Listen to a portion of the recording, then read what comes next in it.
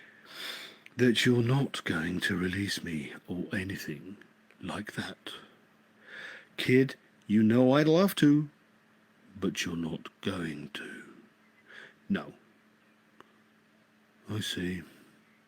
You're working well. Yes, said Marvin. Why stop now, just when I'm hating it? I gotta go find Trillian and the guys. Hey, have you any idea where they are? I mean, I just got a planet to choose from. Could take a while. They are very close, said Marvin dolefully. You can monitor them from here if you'd like. I better go get them, asserted Zaphod. Maybe they need some help, right?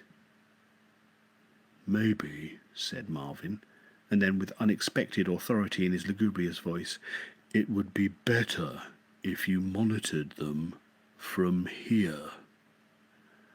That young girl, he added unexpectedly, is one of the least benightedly unintelligent organic life forms it has been my profound lack of pleasure not to be able to avoid meeting.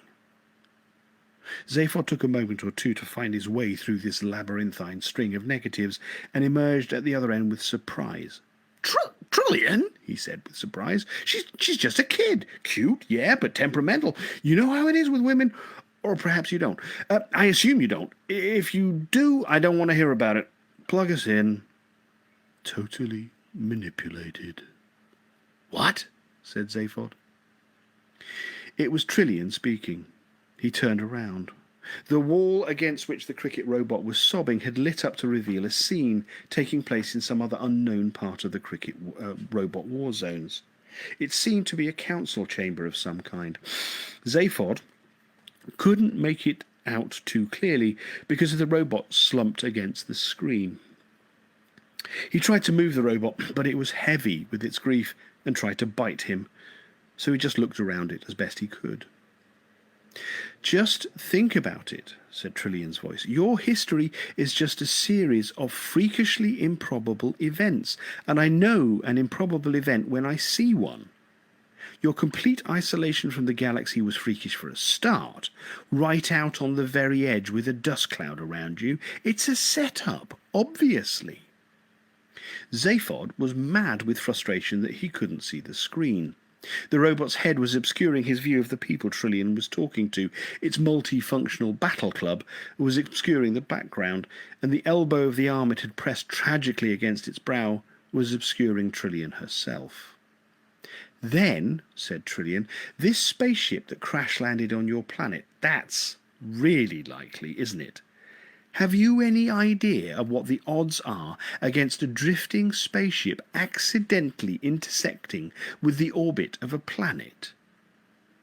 "Hey," said Zaphod, "she doesn't know what the Zog she's talking about. I've seen that spaceship. It's fake. No deal." "I thought it might be," said Marvin from his prison behind Zaphod. "Oh, yeah," said Zaphod. "That's easy for you to say. I just told you. Anyway, I don't see what it's got to do with anything. And especially," continued Trillian, "the odds against it intersecting with the orbit of the one planet in the galaxy, or of the whole universe, as far as I know, that would probably be totally traumatized to see it. You don't know what the odds are?" "No, nor do I. They're that big. Again, it's a setup. I wouldn't be surprised if that spaceship was just a fake." Zaphod managed to move the robot's battle club. Behind it on the screen were the figures of Ford, Arthur and Slarty Bartfast, who appeared astonished and bewildered by the whole thing. "Hey, look," said Zaphod excitedly. "The guys are doing great. Rah, rah, rah. Go get 'em, guys." "And what about," said Trillian, "all this technology you suddenly managed to build for yourselves almost overnight? Most people would take thousands of years to do all that. Someone was feeding you with what you needed to know, and someone was keeping you at it." I know," she added in response to some unseen interruption. "I know you didn't realize it was going on. That is exactly my point. You never realized anything at all, like this supernova bomb." "How do you know about that?" said an unseen voice. "I just know," said Trillian. "You expect me to believe that you are bright enough to invent something that is brilliant and be too dumb to realize that it would take you with it as well? That's not just stupid, that's spectacularly obtuse." "Hey, what's this bomb thing?" said Zaphod in alarm to Marvin. "The supernova bomb," said Marvin. "It's a very, very small bomb." "Yeah?" "That would destroy the universe in toto," added Marvin. "Good idea if you ask me. They won't get it to work, though." "Why not, if it's so brilliant?" "It's brilliant," said Marvin. "They're not. They got as far as designing it before they were locked in the envelope. They spent the last 5 years building it. They think they've got it right, but they haven't. They're as stupid as any other organic life form. I hate them." Trillian was continuing. Zaphod tried to pull the cricket robot away by its leg, but it kicked and growled at him, and then quaked with a fresh outburst of sobbing. Then suddenly it slumped over and continued to express its feelings out of the way of everybody on the floor. Trillian was standing alone in the middle of the chamber. Trillian was standing alone in the middle of the chamber, tired out but with fiercely burning eyes. Ranged in front of her were the pale-faced and wrinkled elder masters of cricket, motionless behind their widely curved control desk, staring at her with helpless fear and hatred. In front of them, equidistant between their control desk and the middle of the chamber, where Trillian stood as if on trial, was a slim white pillar, about 4 feet tall. On top of it stood a white globe, about 3, maybe 4 inches in diameter. Beside it stood a cricket robot with its multifunctional battle club. "In fact," explained Trillian. "You are so dumb, so stupid." She was sweating. Zaphod felt that this was an unattractive thing for her to be doing at this point. "You are all so dumb, stupid, that I doubt that... Well, I doubt very much that you've been able to build the bomb properly without any help from Hactar for the last 5 years." "Who's this guy, Hactar?" said Zaphod, squaring his shoulders. If Marvin replied, Zaphod didn't hear him. All his attention was concentrated on the screen. One of the elders of cricket made a small motion with his hand towards the cricket robot, and the robot raised its club. "There's nothing I can do," said Marvin. "It's on an independent circuit from the others." "Wait!" said Trillian. The elder made a small motion. The robot halted. Trillian suddenly seemed very doubtful of her own judgment. "How do you know all this?" said Zaphod to Marvin at this point. "Computer records," said Marvin. "I have access." You're very different, aren't you," said Trillian to the Elder Masters, "from your fellow worldlings down on the ground. You've spent all your lives up here, unprotected by the atmosphere. You've been very vulnerable. The rest of your race is very frightened, you know. They don't want you to do this. You're out of touch. Why don't you check up?"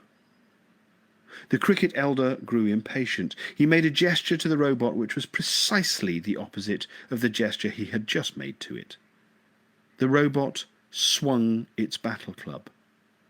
It hit the small white globe. The small white globe was the supernova bomb. It was a very, very small bomb, which was designed to bring the entire universe to an end. The supernova bomb flew through the air. It hit the back wall of the council chamber and dented it very badly. "So how does she know all this?" said Zaphod. Marvin kept a sullen silence.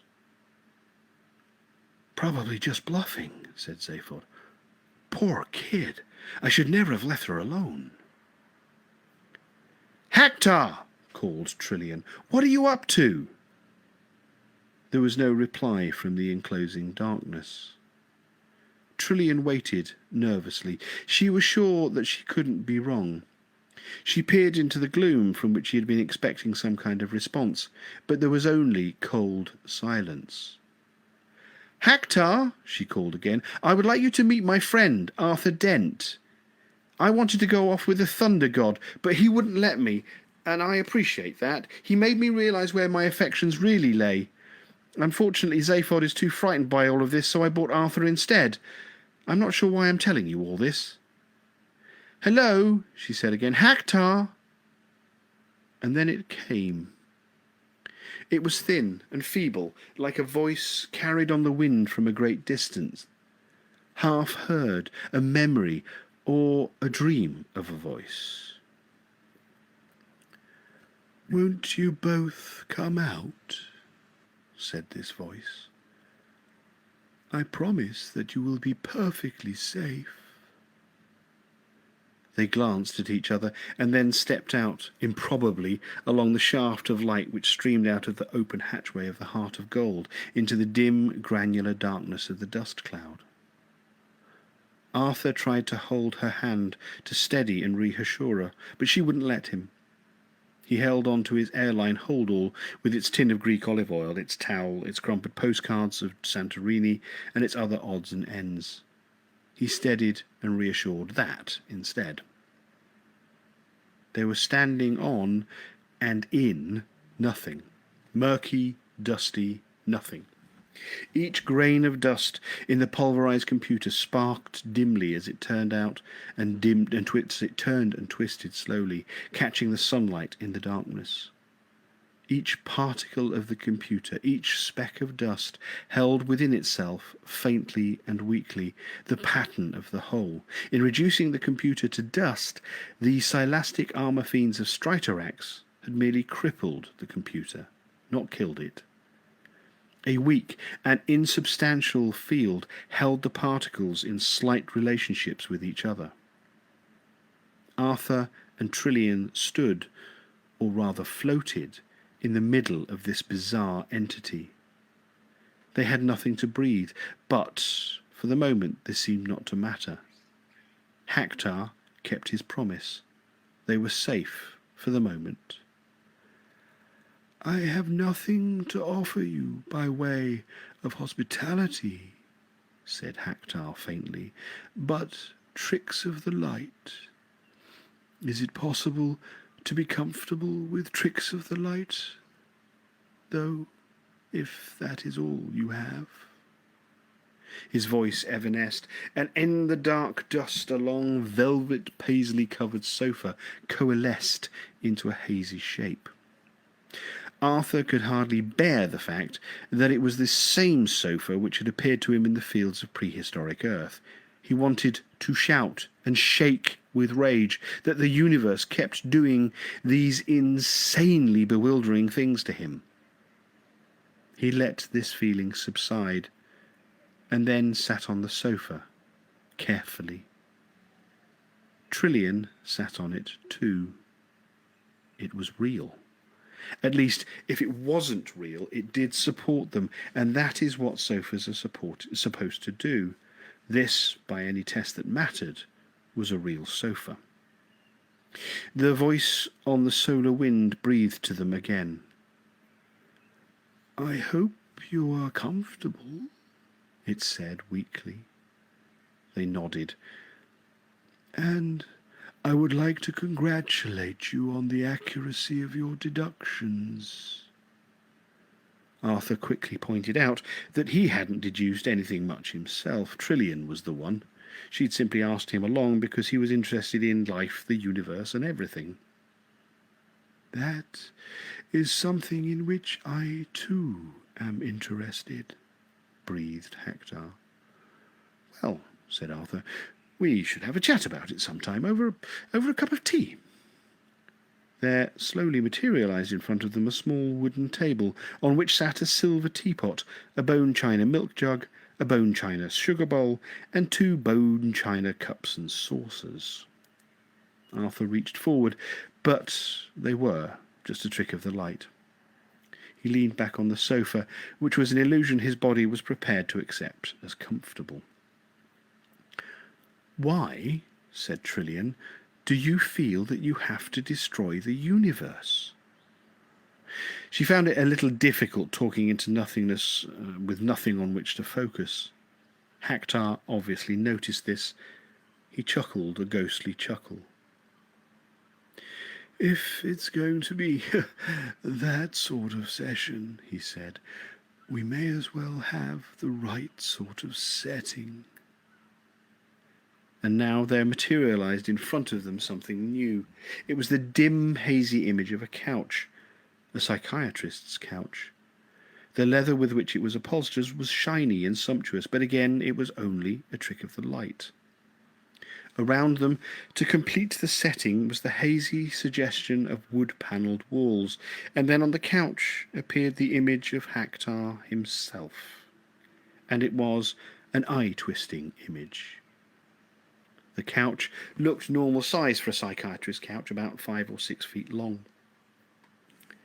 The computer looked normal size for a black space-borne computer satellite, about 1,000 miles across. The illusion that the one was sitting on top of the other was the thing which made the eyes twist. "All right," said Trillian firmly. She stood up off the sofa. She felt that she was being asked to feel too comfortable and to accept too many illusions. "Very good," she said. "Can you construct real things too? I mean, solid objects?" Again there was a pause before the answer, as if the pulverized mind of Haktar had to collect its thoughts from the millions and millions of miles over which it was scattered. "Ah," he sighed, "you are thinking of the spaceship." Thoughts seemed to drift by them and through them like waves through the ether. "Yes," he acknowledged, "I can. But it takes enormous effort and time. All I can do in my particle state, you see, is encourage and suggest. Encourage and suggest and suggest." The image of Haktar on the couch seemed to billow and waver, as if finding it hard to maintain itself. It gathered new strength. "I can encourage and suggest," it said, "tiny pieces of space debris, the odd minute meteor, a few molecules here, a few hydrogen atoms there, to move together. I encourage them together. I can tease them into shape, but it takes many eons." "So did you make," asked Trillian again, "the model of the wrecked spacecraft?" Yes," murmured Haktar. "I have made a few things. I can move them about. I made the spacecraft. It seemed best to do so." Something then made Arthur pick up his holdall from where he had left it on the sofa and grasp it tightly. The mist of Haktar's ancient, shattered mind swirled about them as if uneasy dreams were moving through it. "I repented, you see," it murmured dolefully. "I repented of sabotaging my own design for the Silastic armor fiends. It was not my place to make such decisions. I was created to fulfill a function, and I failed in it. I negated my own existence." Haktar sighed, and they waited for him to continue his story. "You were right," he said at length. "I deliberately nurtured the planet of cricket till they would arrive at the same state of mind as the Silastic armor fiends, and require of me the design of the bomb I failed to make the first time. I wrapped myself around the planet and coddled it. Under the influence of events, I was able to engineer, and influences I was able to generate. They learned to hate like maniacs. I had to make them live in the sky. On the ground, my influences were too weak. Without me, of course, when they were locked away from me in the envelope of slow time, their responses became very confused, and they were unable to manage. Oh well, oh well, he added. I was only trying to fulfill my function. And very gradually, very, very slowly, the images in the cloud began to fade, gently to melt away, and then suddenly they stopped fading. There was also the matter of revenge, of course, said Haktar, with a sharpness which was new in his voice. Remember, he said, that I was pulverized and then left in a crippled and semi-impotent state for billions of years. I honestly would rather like to wipe out the universe. You would feel the same way, believe me. He paused again as eddies swept through the dust. But primarily, he said, his voice reverting now to its former wistful tone, I was trying to fulfill my function. Oh, well,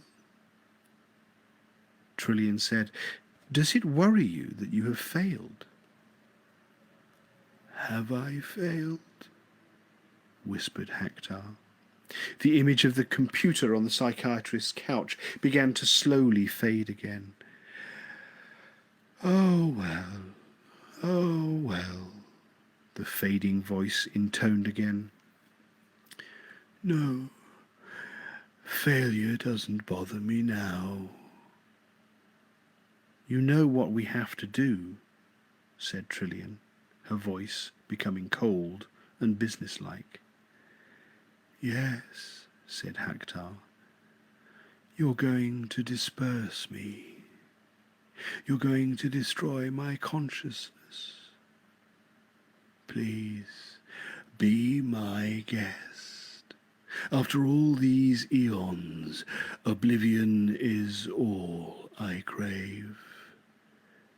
If I haven't already fulfilled my function, then it's too late now. Thank you, and good night. The sofa vanished. The tea table vanished. The couch and the computer vanished. The walls were gone. Arthur and Trillian made their curious way back into the heart of gold. Well, that, said Arthur, would appear to be that. The flames danced higher in front of him and then subsided.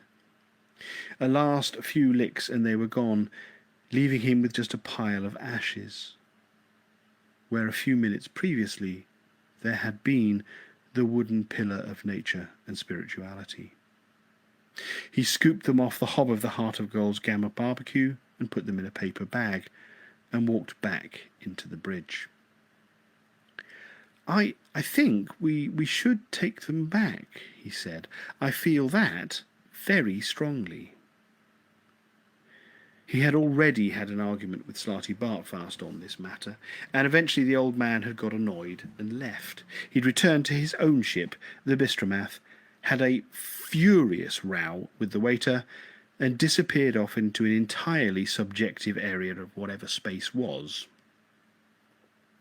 The argument had arisen because Arthur's idea of returning the ashes to Lord's cricket ground at the moment they were originally taking would involve travelling back in time a day or so, and this was precisely the sort of gratuitous and irresponsible mucking about that the campaign for real time was trying to put a stop to.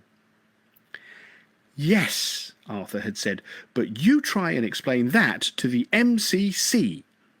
And he would hear no more against the idea. I think, he said again. I think, and stopped. The reason he had started to say it again was because no one had listened to him the first time, and the reason he stopped was because it looked fairly clear that no one was going to listen to him this time either. Ford, Zaphod, and Trillian were watching the visi-screen intently.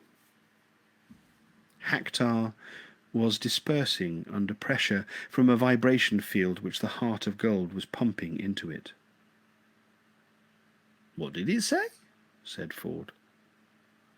I thought I heard it say, said Trillian in a puzzled voice, what's done is done. I have fulfilled my function. I think we should take these back, said Arthur, holding up the bag containing the ashes, and I feel that very strongly. The sun was shining calmly on a scene of complete havoc. Smoke was still billowing across the burnt grass in the wake of the theft of the ashes by the cricket robots. Through the smoke, people were running, panic-stricken, colliding with each other, tripping over stretchers and being arrested. One policeman was attempting to arrest Wowbagger the Infinitely Prolonged for insulting behaviour, but was unable to prevent the tall grey-green alien from returning to his ship and arrogantly flying away, thus causing even more panic and pandemonium.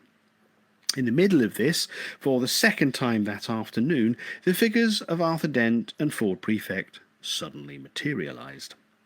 They had teleported down out of the Heart of Gold, which was now in parking orbit round the planet. "I can explain," shouted Arthur. "I have the ashes. They're in this bag." "I don't think you have their attention," said Ford. "I have also helped save the universe," called Arthur to anyone who was prepared to listen. In other words, no one. "That should have been a crowd stopper," said Arthur to Ford. "It wasn't," said Ford. Arthur accosted a policeman who was running past. "Excuse me," he said. "The ashes. I've got them. They were stolen by those white robots a moment ago. I've got them in this bag. They were part of the key to the slow time envelope, you see. And, well, anyone could guess the rest. The point is, I've got them, and what should I do with them?" The policeman told him, but Arthur could only assume he was speaking metaphorically. He wandered about disconsolately. "Is no one interested?" he shouted out. A man rushed past him and jogged his elbow. He dropped the paper bag, and it spilt its contents all over the ground. Arthur stared down at it with a tight-set mouth. Ford looked at him. "Want to go now?" he said.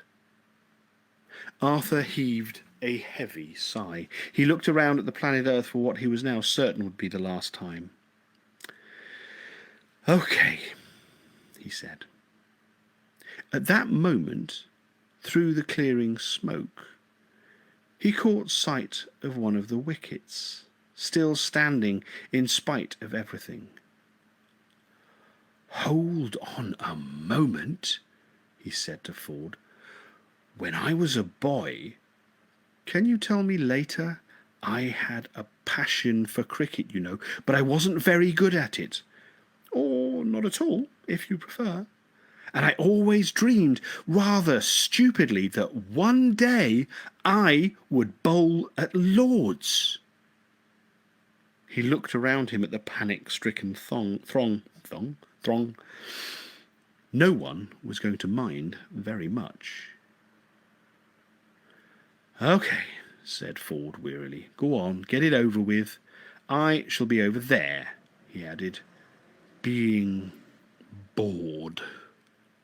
He went and sat down on a patch of gently smoking grass.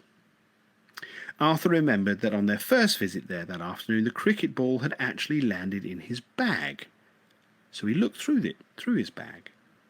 He'd already found the ball in it before he remembered that it wasn't the same bag that he'd had at the time. Still, there the ball was amongst his souvenirs of Greece. He took it out. He polished it against his hip. He spat on it and polished it again. He put the bag down. He was going to do this properly.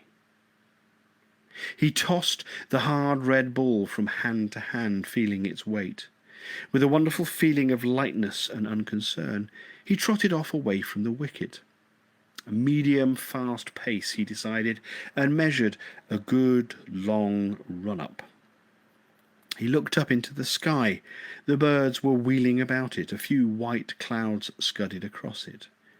The air was disturbed with the sound of police and ambulance sirens and people screaming and yelling, but he felt curiously happy and untouched by it all. He was going to bowl a ball at Lord's. He turned and pawed a couple of times at the ground with his bedroom slippers.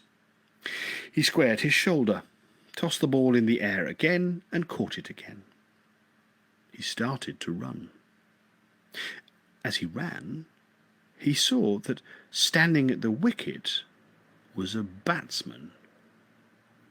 "Oh, good," he thought. "That should add a little." And then, as his running feet took him nearer, he saw more clearly. The batsman standing ready at the wicket was not one of the English cricket team. He was not one of the Australian cricket team. It was one of the robot cricket team. It was a cold, hard, lethal, white killer robot that presumably had not returned to its ship with the others. Quite a few thoughts collided in Arthur Dent's mind at this moment, but he didn't seem to be able to stop running.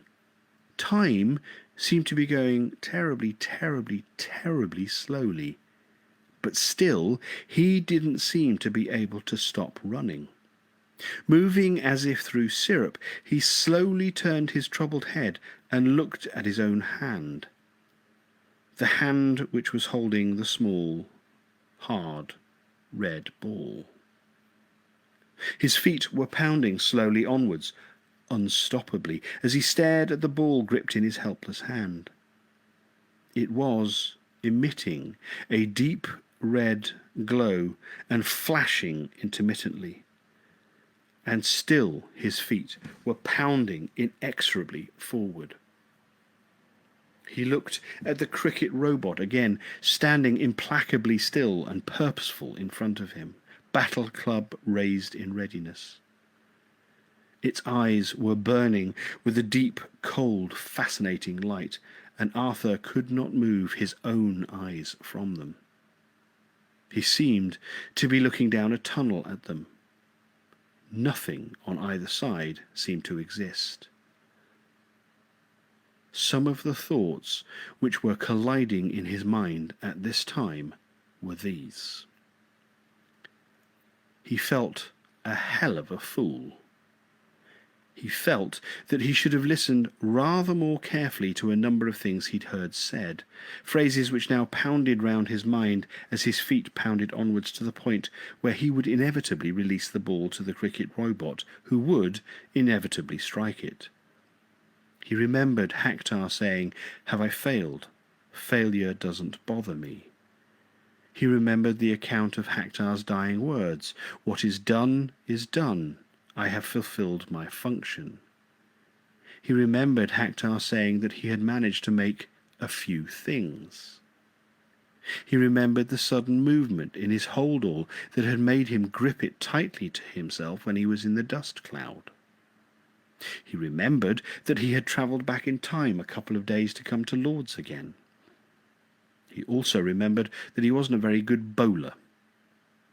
He felt his arm coming around, gripping tightly onto the ball, which he now knew for certain was the supernova bomb that Hector had built himself and planted on him, the bomb which would cause the universe to come to an abrupt and premature end.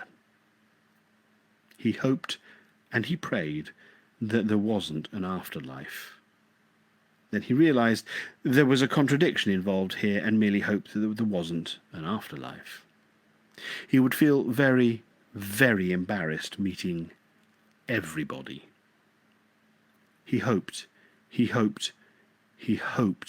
that his bowling was as bad as he remembered it to be, because that seemed to be the only thing now standing between this moment and universal oblivion. He felt his legs pounding. He felt his arm coming round. He felt his feet connecting with the airline holdall he'd stupidly left lying on the ground in front of him. He felt himself falling heavily forward, but having his mind so terribly full of other things at this point, he completely forgot about hitting the ground, and didn't.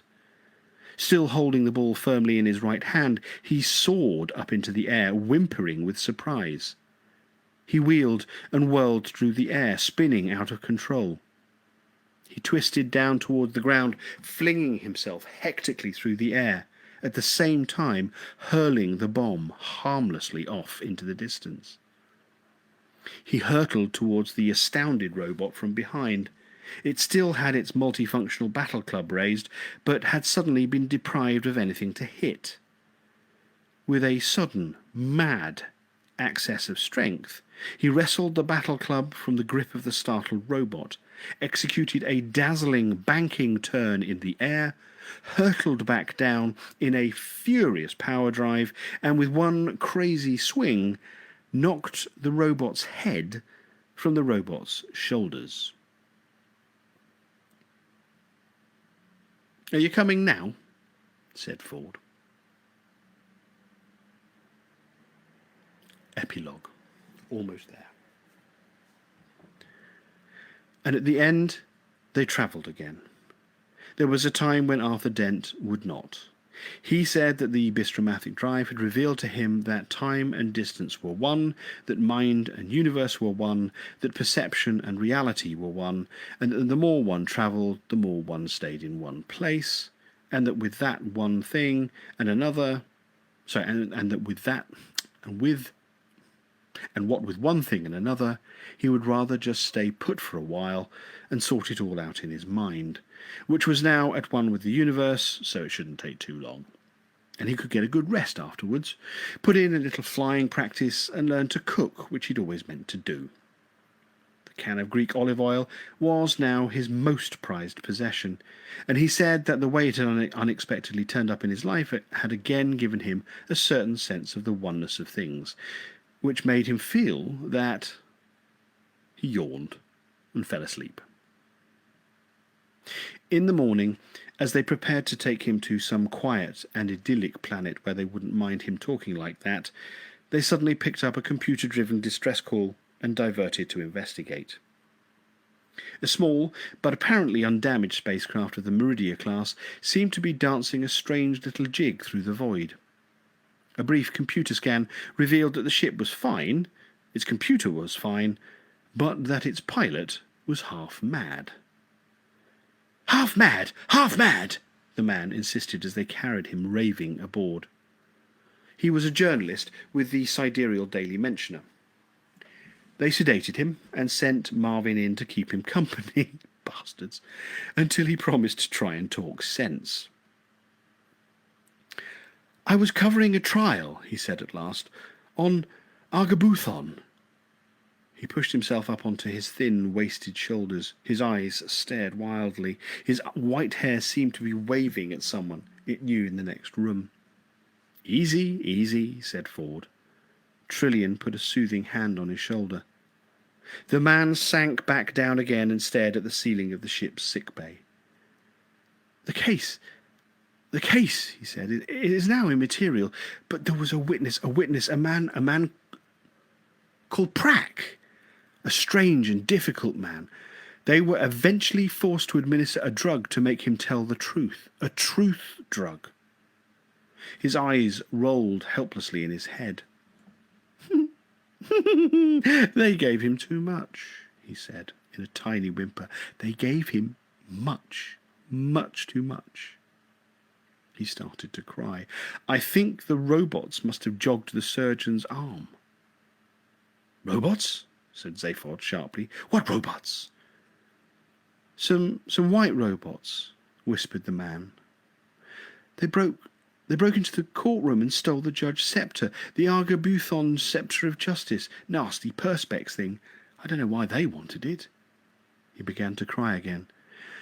And I think they jogged the surgeon's arm." He shook his head loosely from side to side, helplessly, sadly, his eyes screwed up in pain. "And when the trial continued," he said in a whimpering whisper, "they asked Prack a most unfortunate thing. They asked him..." He paused and shivered. "They asked him to tell the truth. The whole truth. And nothing but the truth. Only, don't you see?" He suddenly hoisted himself up onto his elbows again and shouted at them. "They'd given him too much of the drug!" He collapsed again, moaning quietly. Much, too much, too much, too much, too much. The group gathered around his bedside and glanced at each other. They were goose pimples on backs. What happened? Said Zaphod at last. Oh, he told it all right, said the man savagely. For all I know, he's still telling it now. Strange, terrible things. Terrible, terrible, he screamed. They tried to calm him, but he struggled to his elbows again. Terrible, incomprehensible things, he shouted. Things that would drive a man mad. He stared wildly at them. Or, in my case, he said, half mad. I'm a journalist. You mean, said Arthur quietly, that you are used to confronting the truth? No, said the man with a puzzled frown. I mean that I made an excuse and left early. He collapsed into a coma, from which he recovered only once, and briefly. On that one occasion, they discovered from him the following. When it became clear what was happening, and as it became clear that Prack could not be stopped, that here was truth in its absolute and final form, the court was cleared. Not only cleared, it was sealed up, with Prack still in it. Steel walls were erected around it, and, just to be on the safe side, barbed wire, electric fences, crocodile swamps, and 3 major armies were installed, so that no one would ever have to hear Prack speak. That's a pity, said Arthur. I'd like to hear what he had to say. Presumably he would know what the question to the ultimate answer is. It's always bothered me that we never found out. Think of a number, said the computer. Any number. Arthur told the telephone number of the King's Cross railway station passenger inquiries, on the grounds that it must have some function and that this might turn out to be it. The computer injected the number into the ship's reconstituted improbability drive, and in relativity, matter tells space how to curve, and space tells matter how to move. The heart of gold told space to get knotted, and parked itself neatly within the inner steel perimeter of the Argibuthon chamber of law. The courtroom was an austere place. A large, dark chamber, clearly designed for justice rather than, for instance, pleasure. You wouldn't hold a dinner party there, or at least not a successful one. The decor would get all your guests down. The ceilings were high, vaulted, and very dark shadows lurked there with grim determination. The panelling for the walls and benches, the cladding of the heavy pillars, all were carved from the darkest and most severe tree in the most fearsome forest of Argylbard. The massive podium of justice which dominated the centre of the chamber was a monster of gravity. If a sunbeam had ever managed to slink this far into the justice complex of Argibuthon, it would have turned around and slunk straight back out again. Arthur and Trilian were the first in, whilst Ford and Zaphod bravely kept a watch on their rear. At first it seemed to be totally dark and deserted. Their footsteps echoed hollowly around the chamber. This seemed curious. All the defences were still in position and operative around the outside of the building. They'd just run scan checks. Therefore, they had assumed, the truth-telling must still be going on. But there was nothing. Then, as their eyes became accustomed to the darkness, they spotted a dull red glow in a corner, and behind the glow a live shadow. They swung a torch round onto it. Prack was lounging on a bench, smoking a listless cigarette. "Hi," he said, with a little half-wave. His voice echoed through the chamber. He was a little man with scraggy hair.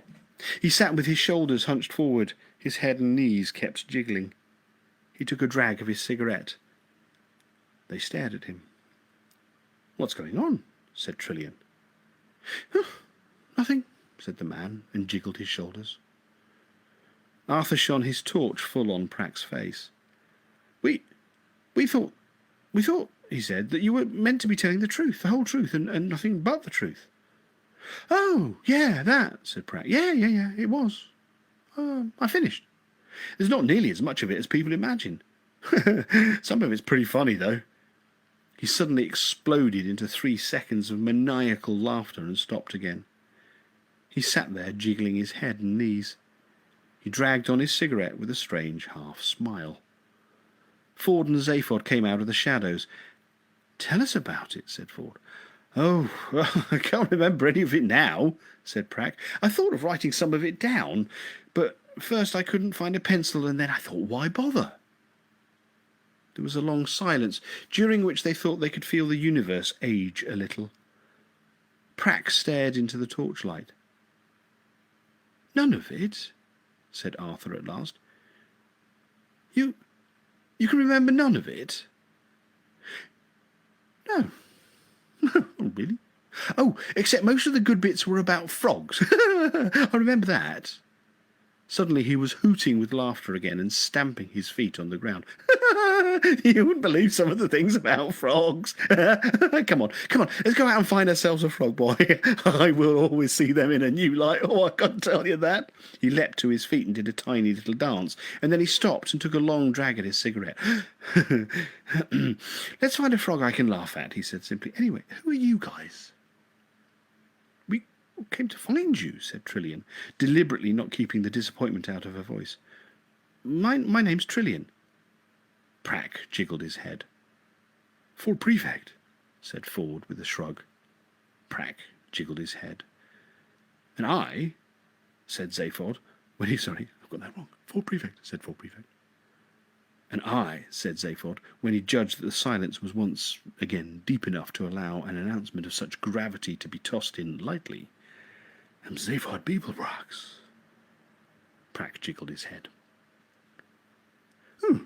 "Who's this guy?" said Prack, jiggling his shoulder at Arthur, who was standing silent for a moment, lost in disappointed thoughts. "Me," said Arthur. "Oh, my name's Arthur Dent." Prack's eyes popped out of his head. No kidding!" he yelped. You are Arthur Dent? The Arthur Dent?" He staggered backwards, clutching his stomach, and convulsed with fresh paroxysms of laughter. Just think of meeting you," he gasped. "Boy," he shouted, you are the most, wow, you just leave the frog standing." He howled and screamed with laughter.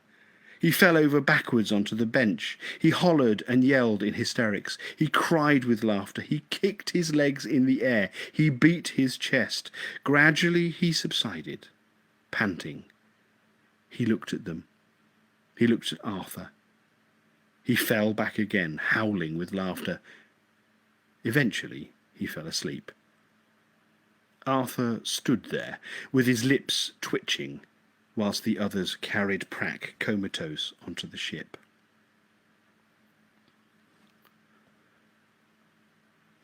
Almost done.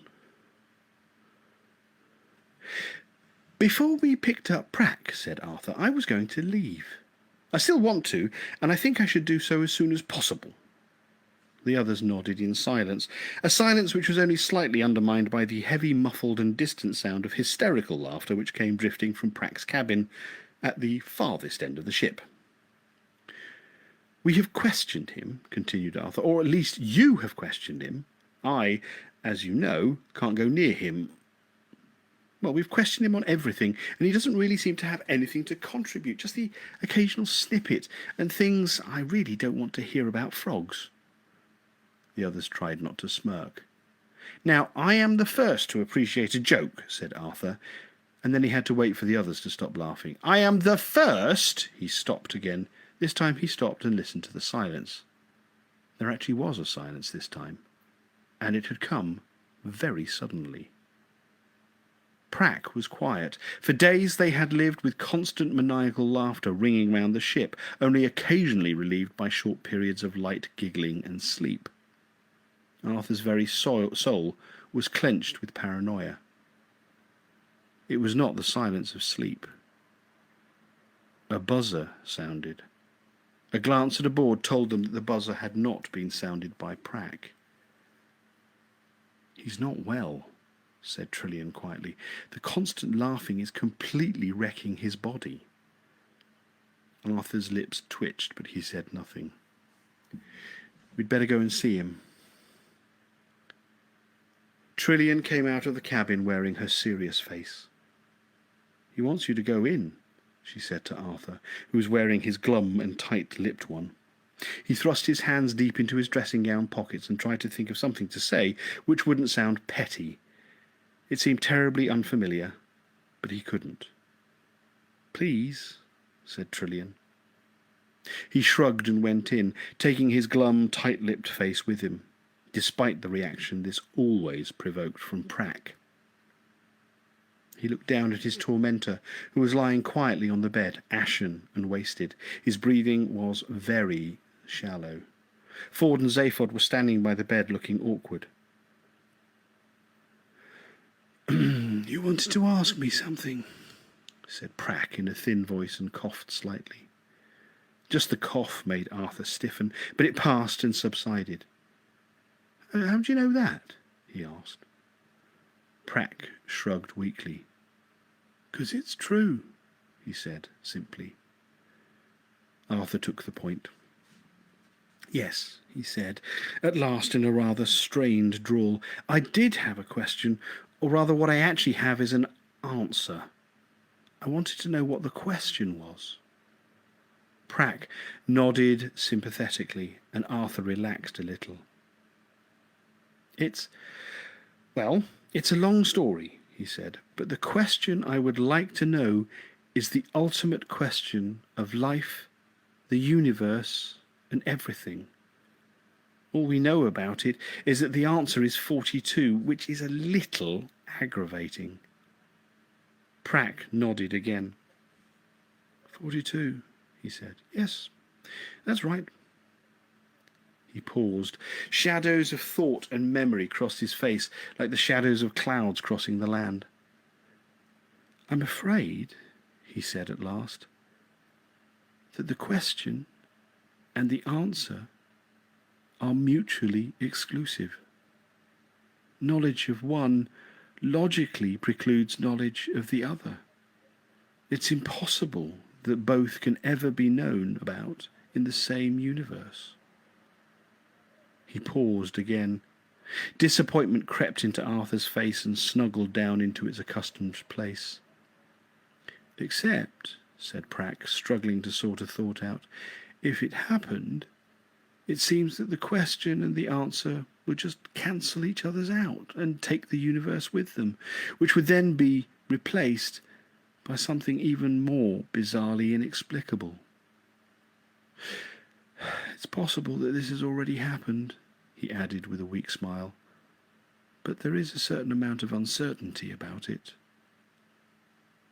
A little giggle brushed through him. Arthur sat down on a stool. Oh, well, he said with resignation. I was just hoping there would be some sort of reason. Do you know, said Prack, the story of the reason? Arthur said that he didn't. Prack said that he knew that he didn't. He told it. One night, he said, a spaceship appeared in the sky of a planet which had never seen one before. The planet was Dalforsus. The ship was this one. It appeared as a brilliant new star moving silently across the heavens. Primitive tribesmen who were sitting huddled on the cold hillsides looked up from their steaming night drinks and pointed with trembling fingers, swearing that they had seen a sign from their gods, which meant that they must now arise at last and go and slay the evil princes of the plains. In the high turrets of their palaces, the princes of plains looked up and saw the shining star, and received it unmistakably as a sign from their gods that they must go and set about the accursed tribesmen of the cold hillsides. And between them, the dwellers in the forests looked up into the sky and saw the sign of the new star, and saw it with fear and apprehension, for though they had never seen anything like it before, they too knew precisely what it foreshadowed, and they bowed their heads in despair. They knew that when the rains came, it was a sign. When the rains departed, it was a sign. When the winds rose, it was a sign. When the winds fell, it was a sign. When in the land there was born at midnight of a full moon a goat with 3 heads, that was a sign. When in the land there was born at some time in the afternoon a perfectly normal cat or pig with no complications at all, or even just a child with a retroussé nose, that too would often be taken to be a sign. So there was no doubt at all that a new star in the sky was a sign of a particularly spectacular order. And each new sign signified the same thing, that the princes of the plains and the tribesmen of the cold hillside were about to beat the hell out of each other again.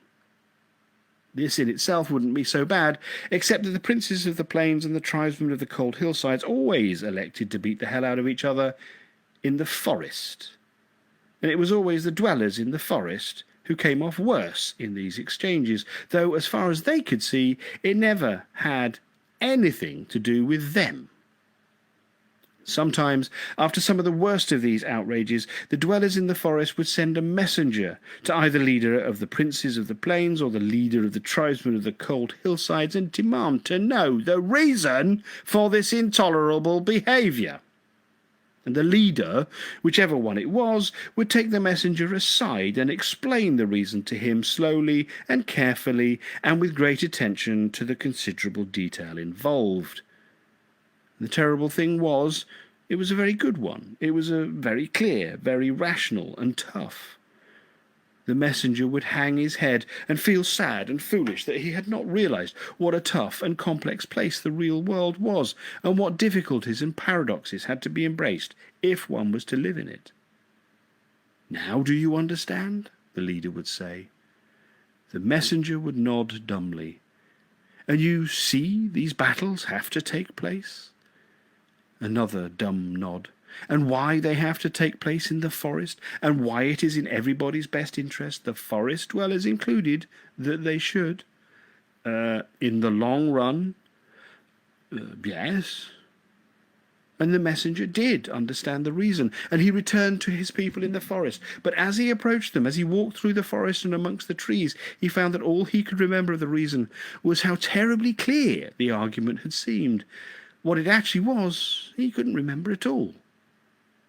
And this, of course, was a great comfort when the next tribesmen and the princes came hacking and burning their way through the forest, killing every forest dweller on the way. Prack paused in his story and coughed pathetically. "I was the messenger," he said. "After the battles precipitated by the appearance of your ship, which were particularly savage, many of our people died. I thought I could bring the reason back. I went and was told it by the leader of the princes, but on the way back it slipped and melted away in my mind like snow in the sun. That was many years ago, and much has happened since then." He looked up at Arthur and giggled again, very gently. "There is one other thing I can remember from the truth drug, apart from the frogs, and that is that God's last message to his creation. Would you like to hear it?" For a moment they didn't know whether to take him seriously or not. It's true? For real? I mean it." His chest heaved weakly and he struggled for breath. His head lolled slightly. "I wasn't very impressed with it when I first knew what it was," he said, "but now I think back to how impressed I was by the prince's reason, and how soon afterwards I couldn't recall it at all, and I think it might be a lot more helpful. Would you like to know what it is, would you?" They nodded dumbly. "I bet you would. If you're that interested, I suggest you go and look for it. It is written in 30-foot-high letters of fire on top of the quenchless Quasgar Mountains in the land of Savorburupstri on the planet of Preliumtan, third out from the sun of Zars in the galactic sector QQ7 active J Gamma. It is guarded by the majestic Vantrashell of Lob." There was a long silence following this announcement, which was finally broken by Arthur. "Sorry, it's where?" he said. It is written, repeated Park, in 30-foot-high letters of fire on top of the quenchless Quasgar Mountains in the land of Savorburupstri on the planet Premileonton, third out from the... sorry, said Arthur. Which mountains? The quenchless Quasgar Mountains in the land of Savorburupstri on the planet... Which land was that? I didn't quite catch that. Savorburupstri on the planet... Oh, for heaven's sake, said Prack, and died testily. In the following days, Arthur thought a little about this message. But in the end, he decided that he was not going to allow himself to be drawn by it, and instead on following his original plan of finding a nice little world somewhere to settle down and lead a quiet, retired life. Having saved the universe twice in one day, he thought that he could take things a little easier from now on. They dropped him off on the planet Cricket, which was now, once again, an idyllic pastoral world, even if the songs did occasionally get on his nerves. He spent a lot of time flying. He learnt to communicate with birds and discovered that their conversation was actually fantastically boring. It was all to do with wind speed, wing spans, power-to-weight ratios, and a fair bit about berries. Unfortunately, he discovered once you have learnt bird speak, you quickly come to realise that the air is full of it the whole time.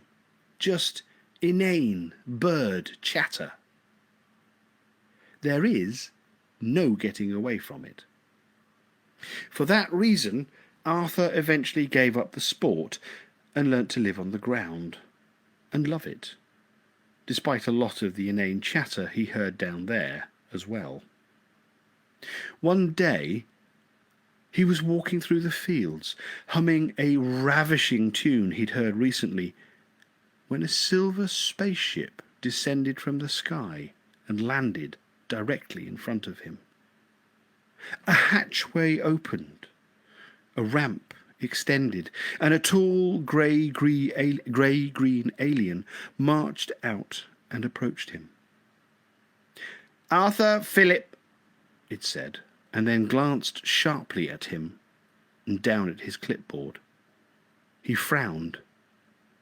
He looked up at him again. "Bollocks! I've done you before, haven't I?" he said.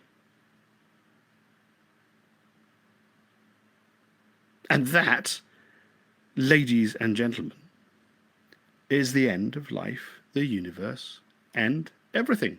It turned into a bit of a marathon in the end. I do apologise. It's a 2-hour session.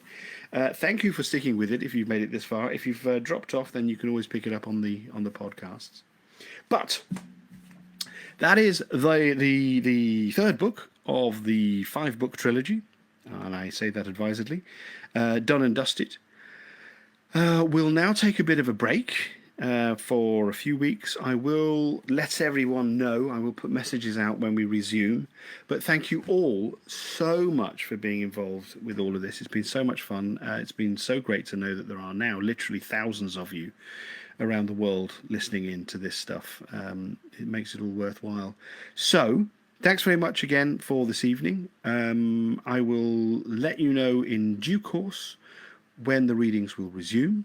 Until that time, if you're in the Northern Hemisphere, I hope you enjoy the summer. If you're in the Southern Hemisphere, I hope that winter is gentle with you. And if you're from a different planet, wherever you come from, may your season be the right one. Okay. Ladies, gentlemen, fellow hitchhikers, thank you very much for your company. See you in a few weeks' time. Bye now.